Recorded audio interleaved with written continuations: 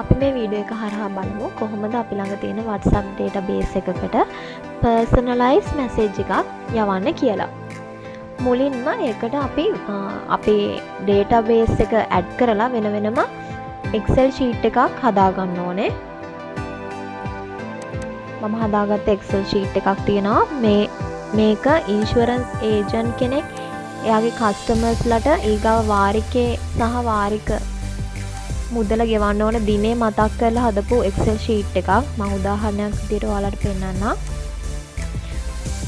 මේකේ customer ගේ නම තියෙනවා, contact number එක තියෙනවා, ඒ වගේම premium එක, due date එක, ඒ වගේම අන්තිමට policy number එක මම enter කරලා තියෙනවා. අනිවාර්යෙන්ම ඔයගොල්ලෝ contact number එක add කරද්දී country code එකත් එක්ක මේ number එක add කරන්න අමතක කරන්න එපා. අපි බලමු මේ Excel sheet එක කොහොමද save කරගන්නේ කියලා. file කියන එක click කරලා save as ගිහින් ඔයාලට අවශ්‍ය තැනක අවශ්‍ය file එකක මේක අවශ්‍ය නමකින් CSV file එකක් විදිහට තමයි save කරගන්න ඕනේ.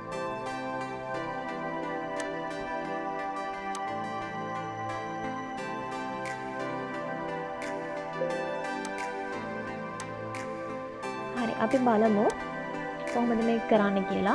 මුලින්ම අපිට අවශ්‍ය කරන පණිවිඩය මේ message කියන තැන type කරන්න ඕනේ.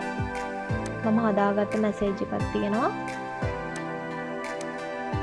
ඒක මේ විදිහට copy කරගමු. ඒ software එක. මේ විදිහට අපිට අවශ්‍ය කරන පණිවිඩය මේ message කියන තැනට copy paste කරගන්න ඕනේ. දැන් මම මෙතන add කරගෙන තියෙන්නේ customer ගේ නම, premium එක, ඒ වගේම policy number එක, due date එක වගේ විස්තර. අපි බලමු කොහොමද අපේ Excel sheet එක මෙතෙන්ට import කරගන්නේ කියලා. මුලින්ම මේ WhatsApp numbers කියන තැන මෙතන ඉස්සරහා තියෙන ඉරි කැලි තුන select කරන්න. එතන import from file කියන බටන් එක click කරන්න. එතකොට මේ dialog box එකේ browse කියන එක click කරාම අපි මේ Excel sheet එක open කරපු තැනින් මේ විදිහට Excel sheet එක import කරගන්න පුළුවන්. දැන් මම මේක save කරේ CSV file එකකින් නිසා මෙතන comma separated values file කියන එක select කරපුවාම මේ විදිහට Excel sheet එක මේ විදිහට open වෙනවා. හරි. අපිට තියෙන්නේ දැන් මේ details ටික මෙතෙන්ට import කරගන්න.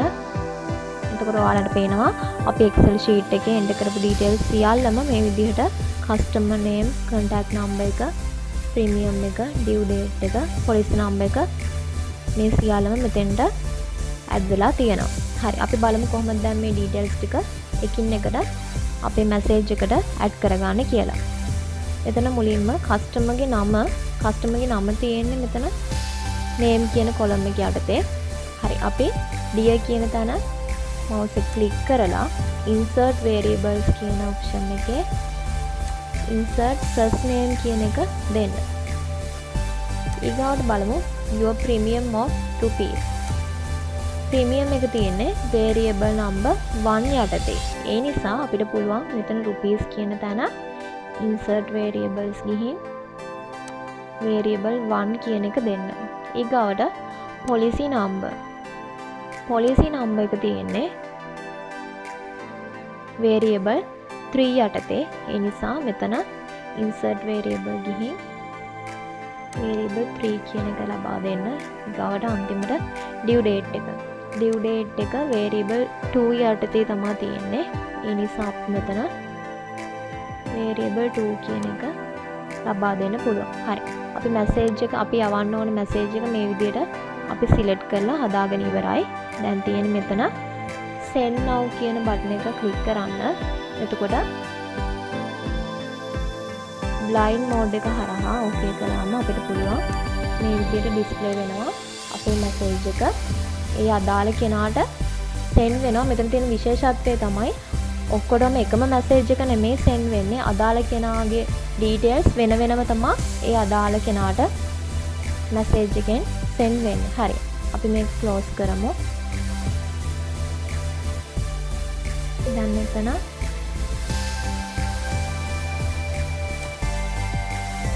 අපිට බලා ගන්න පුළුවන් send campaigns යටතේ ගිහින් බැලුවොත් report එකක් විදියට අපිට බලන්න පුළුවන් campaign details මේ තියෙන්නේ total numbers 4කට අපි message එක යවුවා. අපි බලමු හරියට details ටිකේ විදියට ගිහින් තියනවාද කියලා. තාරක කියන කෙනාගේ policy number එක තමයි මේ තියෙන්නේ. ඒ වගේම යාගේ premium එක 2500යි. හරි. සඳුනි කියන කෙනාගේ නම ඒ විදිහට ඇඩ් වෙලා තියෙනවා. යාගේ premium එක 3250යි. ඒ වගේම policy number එක due date එක මේ විදිහට වෙනම අදාළ කෙනාගේ විස්තර වෙනම මේ message එකෙන් send වෙලා තියෙනවා. ඉතින් හරිම ලේසියෙන් ඔයගලන්ට පුළුවන් ඉන්ෂුරන්ස් ඒජන්ට් කෙනෙක්ට විතරක් නෙමෙයි ඔයගොල්ලෝ ටියුෂන් ක්ලාස් එකක් කරනවා නම් නැත්නම් මොකක් හරි බිස්නස් එකක් කරනවා නම් ඒ අදාළ ව්‍යාපාරයේ හෝ ක්ලාස් එකේ ඩීටේල්ස් වෙනම මේ විදිහට අපිට personalized messages යවන්න පුළුවන්. ඒක තමයි මේ software එකේ තියෙන අනිකුත් විශේෂාංගය වන්නේ. ඉතින් ඔයාලත් කැමති නම් මේ software එක මිලදී ගන්න ඔයාලට පුළුවන් පහළ description box එකේ තියෙන නම්බර් එකට WhatsApp message එකක් එවලා අදාළ විස්තර දැනගන්න. ඒ වගේමයි වැඩිදුර තොරතුරු ලබාගෙන මේ software එක මිලදී ගැනීමේ හැකියාවත් ඒ හරහා තියෙනවා.